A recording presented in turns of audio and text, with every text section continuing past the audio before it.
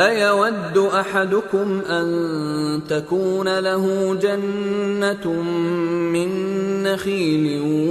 وَأَعْنَابٍ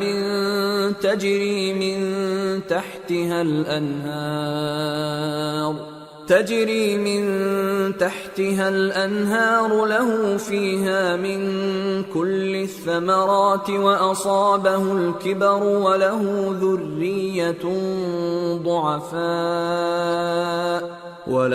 ذُرِّيَّةٌ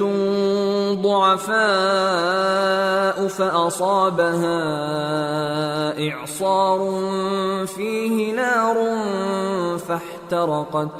كَذَلِكَ يُبَيِّنُ اللَّهُ لَكُمُ الْآيَاتِ لَعَلَّكُمْ تَتَفَكَّرُونَ۔ بھلا تم میں کوئی یہ چاہتا ہے کہ اس کا کھجوروں اور انگوروں کا باغ ہو جس میں نہریں بہ رہی ہوں اور اس میں اس کے لیے ہر قسم کے میوے موجود ہوں اور اسے بڑھاپا آ پکڑے